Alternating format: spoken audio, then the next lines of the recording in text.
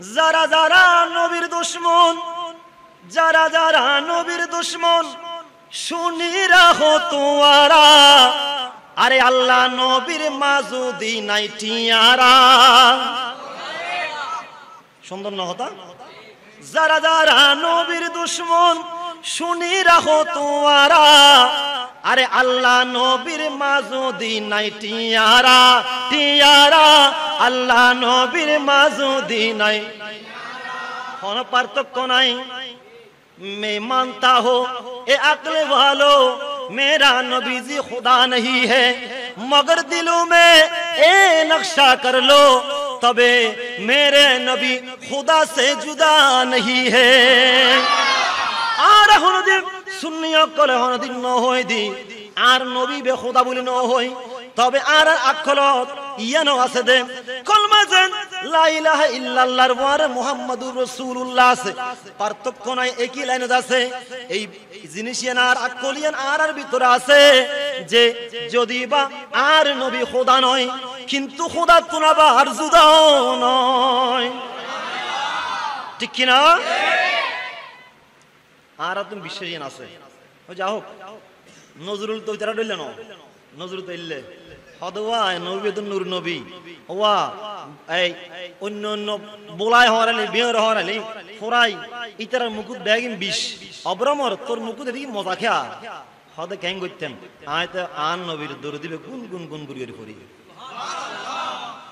হযরত আব্দুর রহমান চৌরবী রহমাতুল্লাহ আলাইহি তিনি ভালোবেসে বসলেন, চিন্তা করলেন আল্লাহ তার কালামে পাক 30 পারায় লিপিবদ্ধ করেছেন, 30 পারা, কিন্তু আমার নবীর দরুদ 30 পারা নাই। আমি আব্দুর রহমান চৌরবী মোহাব্বত নিয়ে বসে গেলাম, আল্লাহর কোরআনে পাক 30 পারা আছে, আমি আব্দুর রহমান আমার দয়াল নবীর দুরুদ পাক 30 পারা লিখে ছাড়বো। 30 পারা লিখেছেন, সেখানে লিখতে লিখতে 30 নম্বর পারায় শেষ পারায় আমার আব্দুর রহমান চৌরবী রহমাতুল্লাহ আলাইহি আহলে বাইতের সদস্য, অর্থাৎ আমার রাসূলের পাক থেকে যিনি সরাসরি বংশ সাব্যস্ত হয়েছে, মা ফাতিমা জাহরা রাদিয়াল্লাহু তাআলা আনহা, ওই মা ফাতিমার আমরা নাম শুনেছি একটা ফাতেমা, আর আমার আব্দুর রহমান চৌরবী রহমাতুল্লাহ আলাইহি বলে মা ফাতিমার নাম একটা নয়, আমার মা ফাতিমার নাম বরাবর 80টা। এই তো আওয়াজ ছিল না কোন 80টা নাম আছে, খেয়াল করুন, নামগুলো মিলিয়ে নেবেন। এক নাম্বার হলো ওনার নাম ফাতেমা, ফাতেমা মানে হচ্ছে, ফাতেমা শব্দের অর্থ পৃথককারিণী। কি কারিণী? পৃথককারিণী, উদ্ধারকারিণী। ফাতেমা শব্দের অর্থ পৃথককারিণী, উদ্ধারকারিণী। যদি প্রশ্ন করেন ফাতেমাকে ফাতেমা বলা হয় কেন, কারণ তার নামটা ফাতেমা রাখেছে এজন্য। আপনারা শুনেছেন মা ফাতিমা জাহরার শাদী মুবারক আসমানে হয়েছে, জান্নাতে হয়েছে, শেষ পর্যায়ে গিয়ে আল্লাহ জিবরিল আমিনের মাধ্যমে নির্দেশ দিয়েছেন, রাসূল গো আপনি ফাতেমার শাদী দুনিয়ার জমিনে সম্পাদন করুন। 160 টাকা চাঁদির মোহরানা ধার্য করা হলো। ফাতেমা তুমি এই মোহরানার মধ্যে রাজি আছো কিনা, রাজি আছো কিনা? এই কিতাবের নাম হচ্ছে মুসনাদে ফাতেমা। সেখানে বর্ণনা করা হয়েছে মা ফাতেমার কাছে জিজ্ঞাসা করলেন আমার রাসূল, ও আমার মা গো ফাতেমা তুমি এই মোহরানার মধ্যে রাজি আছো কিনা? মা ফাতেমা জাহরা বলে আমি এই মোহরানার মধ্যে রাজি নাই। আল্লাহ আবার এলান করলেন, ও ফাতেমা তুমি রাজি হও নাই, এটাতে তবে আরেকটা দিচ্ছি, পুরা আমি আল্লাহর সৃষ্টি জগতে যতগুলো নিয়ামত আছে এমনকি জান্নাতের মধ্যেও যত নিয়ামত আছে সমস্ত নিয়ামত তোমার বিবাহের মোহরানা হিসেবে দান করলাম, তুমি রাজি আছো? ফাতেমা বলে আমি রাজি নাই। সুবহানাল্লাহ। তো কি দিয়ে রাজি হবে? আমার রাসূল বলে ওগো আমার মা জননী ফাতেমা তুমি কি দিয়ে রাজি হবে? এইবার তিনি বলে না আমি এটাতে রাজি হব না। ইয়া রাসূলুল্লাহ ওগো আমার আব্বাজান আপনি যে উম্মতগণের ভালোবাসায় আপনার পুরো জীবনটা কাটিয়েছেন কেঁদে কেঁদে, আপনি হাসেন নাই কোনো সময়? আপনি উম্মতের মায়া যখন স্মরণ করতো আপনি দু চোখের পানি ছেড়ে দিতেন। এমনকি মদিনার জমিনে এক সময় আমার রাসূল 3 দিন নিখোঁজ ছিলেন, 3 দিন নিখোঁজ ছিলেন। সাহাবায়ে কেরাম দৌড় দিলেন, আবু বকর সিদ্দিক ওমর ফারুক দৌড় দিলেন, আমার নবীজি কোথায় আছে, কোথায় আছে, আমার নবীজি কোথায়? ওমর ফারুক রাগান্বিত হয়ে ঘোষণা দিলেন, কেউ যদি মক্কার কোন কাফের আমার নবীর শানে বেয়াদবি করে, আমার নবীর একটা চুল পর্যন্ত ছিঁড়ে থাকে, আমি উমরের তরবারির নিচ থেকে কারো গর্দান রেহাই পাবে না। বুঝতে গেলেন? যেতে যেতে কোথাও পাচ্ছে না, মদিনার সীমানা পেরিয়ে গেল, রাখাল দেখতে পেল, তুমি কি আমাদের নবীকে দেখেছো? রাখাল বলে আমি তো নবীজিকে চিনি না, তবে একটা খবর দিতে পারি, আজকে 3 দিন পর্যন্ত আমার মেষ আমার ভেড়াগুলা কান্নাকাটি করতেছে, কিছু খাবার খাচ্ছে না। দেখতে পেয়েছি ওই পাহাড়ের চূড়ার মধ্যে কোন একজন ব্যক্তি সিজদায় পড়ে কাঁদতেছে। এইবার আবু বকর সিদ্দিক বলে কান্নাকাটি করে হাওমার করে কেঁদে উঠলো, ও ওমর আর খুঁজতে হবে না, 3 দিন পর্যন্ত সিজদায় পড়ে একাধারে কাঁদতে পারবে সেটা শুধু আমার মাহবুব নবী, নিশ্চয়ই উম্মতদের জন্য কাঁদতেছে, চলো তাড়াতাড়ি। রাখাল বলে আপনারা একটু তাকে নিয়ে যান, উনি যতদিন পর্যন্ত কাঁদতেছে ওনার সাথে সাথে আমার মেষ বেড়াগুলো কান্নাকাটি আরম্ভ করেছে। কারণ খেয়াল করুন, মানুষ নামের কতগুলো জানোয়ার যদিও আমার নবীকে না চিনে, চতুষ্পদ জন্তু চারপায়ে জন্তু পর্যন্ত আমার নবীকে চিনতে পেরেছে। কারণ জিজ্ঞেস করলে তুমি কেমনে চিনলা? বলে আমার মুখের মধ্যে আওয়াজ নাই, বলে তোমরা মনে করছো আমরা কিছুই জানি না। ওই নবী তো শুধু তোমাদের জন্য নবী নয়, এই নবী হলো ওয়ামা আরসালনাকা ইল্লা রাহমাতাল লিল আলামিন, সমগ্র কুল কায়নাতের জন্য এই মাহবুব নবীকে আমার দয়াল আল্লাহ পাঠিয়েছে। আবু বকর সিদ্দিক দৌড় দিলেন, নবীজির কাছে গেলেন, ইয়া রাসূলুল্লাহ আপনার সর মুবারক তুলেন। ইয়া রাসূলুল্লাহ আপনার মাথা মুবারক তুলেন। আমার নবীজি মাথা উঠায় না। এবার আবু বকর সিদ্দিক বুঝতে পারল আমার নবী উম্মতের মায়ায় কপাল তুলবেন না, সিজদা থেকে মাথা উঠাবেন না। আবু বকর সিদ্দিক বলে, ইয়া রাসূলুল্লাহ আমি আবু বকরের আমলনামার মধ্যে যতগুলো সওয়াব আছে সমস্ত সওয়াব আপনার গুনাহগার উম্মতদের জন্য দান করলাম, আপনি চিন্তা করিয়েন না। আমার রাসূল তবু মাথা উঠায় না। ওমর ফারুক বলে, নবী গো যতগুলো যুদ্ধের ময়দানে আমি ওমর ফারুক তরবারি নিয়ে হুঙ্কার ছেড়েছিলাম, আমি আমার সমস্ত আমলনামা দান করলাম, নবীজি মাথা উঠায় না। আবু বকর সিদ্দিক বলে, এখানে কেউ পারবে না শুধুমাত্র ফাতেমা ছাড়া, চলো ফাতেমাকে নিয়ে আসি। আলীর সাথে দেখা হলো, মওলা আলীকে বলে চলো আগে ফাতেমাকে আনি। মা ফাতেমা জাহরা আসলেন, ইয়া রাসূলুল্লাহ আপনি তো কোন জায়গায় সফর করার পূর্বে আমি ফাতেমাকে জানিয়ে যেতেন, আপনি 3 দিন পর্যন্ত আপনি আমাকে না জানিয়ে কোথায় গেলেন? মেয়েকে বললেন না, আমাকে তো জানালেন না।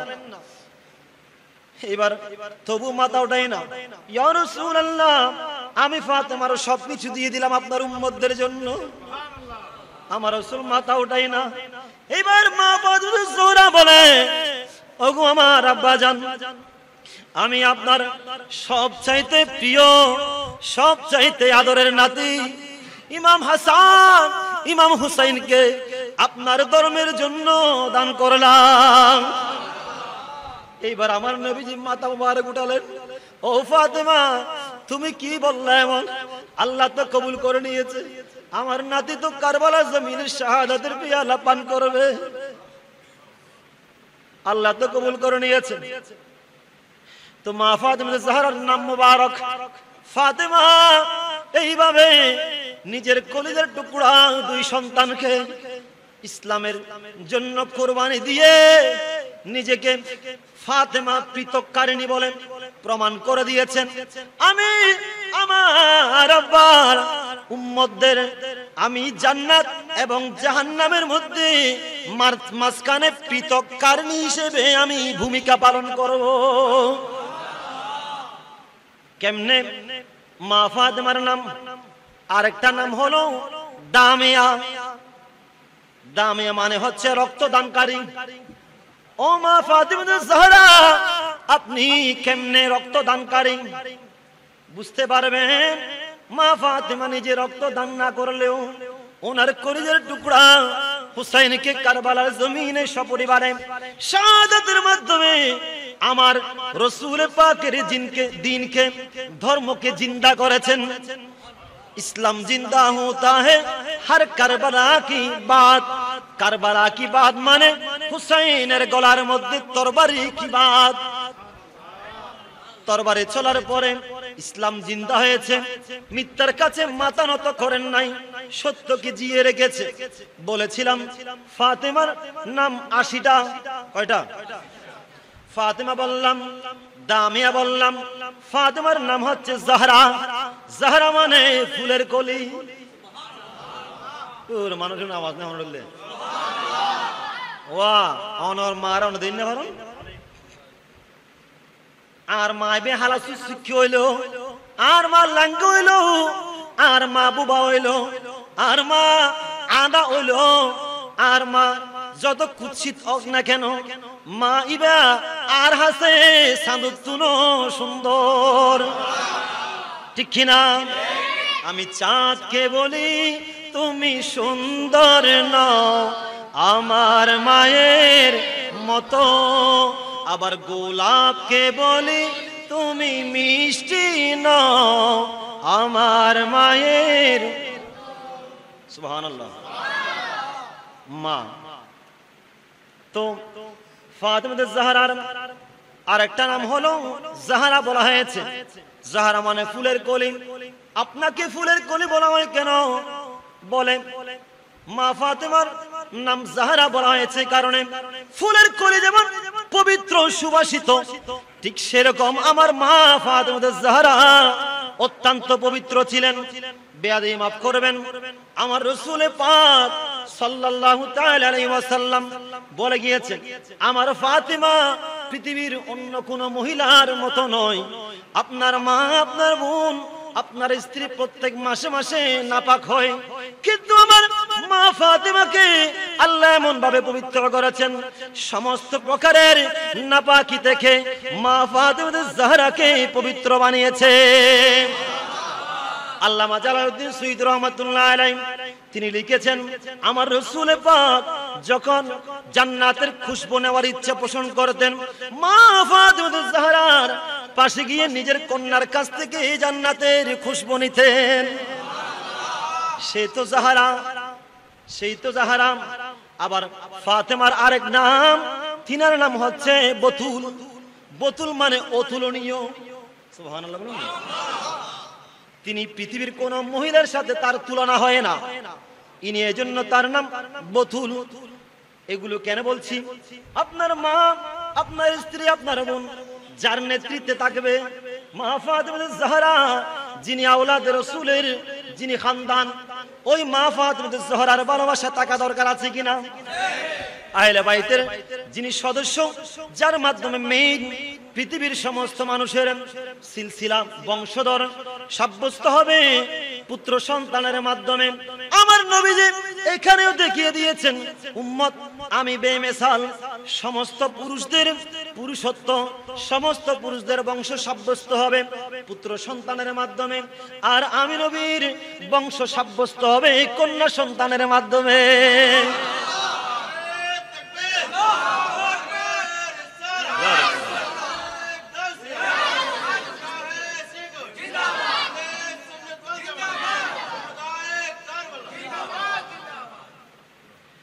বিসমিল্লাহির রহমানির রহিম। ওয়ালাউ আন্নাহুম ইয যালামু আনফুসাহুম জাউকা ফাস্তাগফিরুল্লাহা ওয়াস্তাগফারা লাহুমুর রাসূল লাওয়াজাদুল্লাহা তাওয়াবার রহিমা। আল্লাহ বলেন, হে আমার বান্দা, তোমরা যদি নিজের উপর নিজে জুলুম করে বসো, গুনাহ করতে করতে গুনার সাগরে ডুবে থাকো, তোমরা আর দেরি করিও না। গুনাহ মাফ পাওয়ার জন্য তোমরা দাঁড়িয়ে থাকিও না, দেরি করিও না। যাও কা, তোমরা ওই নবীর দরবারে চলে যাও। আল্লাহ যদি ওই নবীর দরবারে যায় কি ফায়দা হবে? আমার আল্লাহ বলে দেন, ফাস্তাগফিরুল্লাহ ওয়াস্তাগফারা লাহুমুর রাসূল। আল্লাহ তোমাকে তখন মাফ করে দিবে যখন রাসূল পাক আমার দয়াল নবীজি মাফ করে দেন। নবী যদি মাফ করে দেয় তবে আমি আল্লাহও মাফ করে দেব। তখন আমি আল্লাহকে তওবা কবুলকারীর অন্তর্ভুক্ত হিসেবে পেয়ে যাবে। চিনে না তো? হজ করতে যাও, যখন হজ ফরজ হয়ে যায়, ফরজ তুমি আদায় করলা, তুমি মদিনাতুল মুনাওয়ারায় যাইবা না বললা, কেন যাবে না?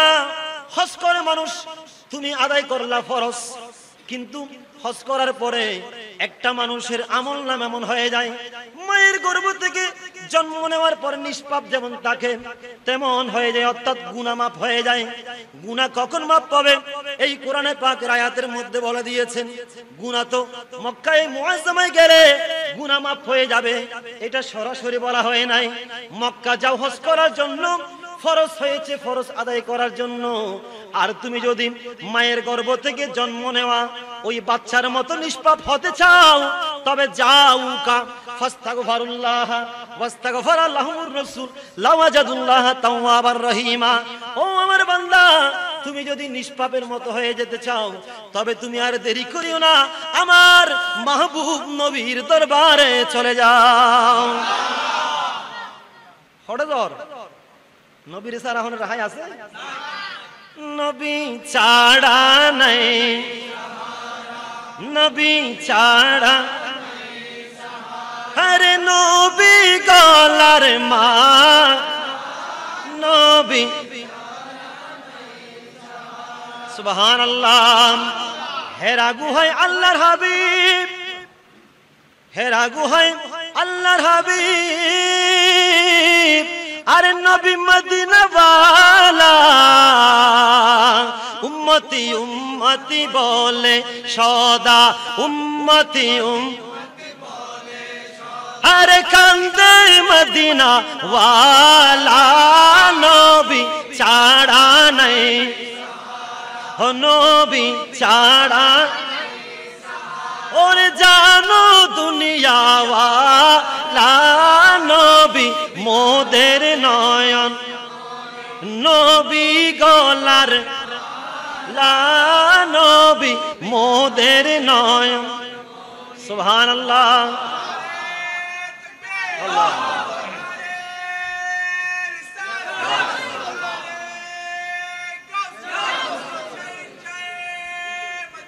জিন্দাবাদ, জিন্দাবাদ। বলতে চেয়েছিলাম, আলা হযরত মুজাদ্দিদ দ্বীন মিল্লাত ইমাম আহমদ রেজা ফাদল খাবের রবি রহমাতুল্লাহ আলাইহি, ওনার ফতোয়া রেজবিয়ার 6 নম্বর পারার মধ্যে খণ্ডের মধ্যে তিনি লিখেছেন, শুধু এখানে নয়, শিফা শরীফের মধ্যেও এটা উল্লেখ আছে।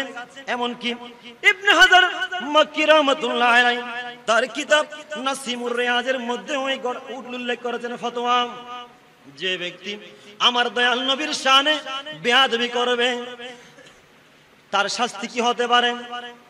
আমার ইমামে আজম আবু হানিফার শিষ্য ইমাম মুহাম্মদ রাহমাতুল্লাহ আলাইহি তিনি বলেছেন বেয়াদবি কতটুকু, বলে যদি কোন ব্যক্তি রাসূল পাকের শানে বড় বেয়াদবি নয়, বড় বেয়াদবি তোমাদের চোখে নয়, অর্থাৎ কোন ব্যক্তি যদি রাসূল পাকের শানে এতটুকু বেয়াদবি করে, নবীজির চুল মুবারককে যদি সুয়ারুন বলে, অর্থাৎ ছোট্ট চুল, যদি নবীর চুলকে ছোট্ট চুল এই কথাটাও বলে, সেই সঙ্গে সঙ্গে কাফের হয়ে গিয়েছে। এতটুকু বেয়াদবি যদি যে করে, এই কিতাবগুলোর মধ্যে আলা হযরত সহ লিখেছেন, ফতোয়া ইরজবিয়ার মধ্যে লিখেছেন, যে ব্যক্তি বিন্দু মাত্র আমার দয়াল নবীর শানে গোস্তাই করলো, বেয়াদবি করলো, তার শাস্তি এমন, তোমরা তার সাথে সালাম কালাম বিনিময় করা, তার সাথে উঠা বসা করা, তার সাথে নাস্তা করা, তার খবর খবর নেওয়া, সে অসুস্থ হলে সেবা করা, সে যদি মারা যায় তার দাফন কাফন সম্পন্ন করা, তার খবর জিয়ারত করা, তার ইসালে সওয়াব করা, সবটুকু তোমাদের জন্য হারাম করা হয়েছে। একমত কিনা? কি বলেন? বিন্দু মাত্র বেয়াদবি করলে তাকে সালাম দেওয়া বন্ধ। কারণ কি? কারণ সে যে কালেমা পড়ে মানুষ মুসলমান ধর্ম বলে সাব্যস্ত হয়, লা ইলাহা ইল্লাল্লাহ মুহাম্মাদুর রাসূলুল্লাহ সাল্লাল্লাহু আলাইহি ওয়াসাল্লাম, লা ইলাহা ইল্লাল্লাহ এটা হলো তাওহীদ। আমরা যেটা বলি নারায়ে তাকবীর, আল্লাহু আকবার, অর্থাৎ তাওহীদের স্লোগান। এরপরে আছে মুহাম্মাদুর রাসূলুল্লাহ, এই মুহাম্মাদুর রাসূলুল্লাহ এটা হলো রিসালাতের স্লোগান, নারায়ে রিসালাত। আমরা বলি ইয়া রাসূলুল্লাহ, সুবহানাল্লাহ।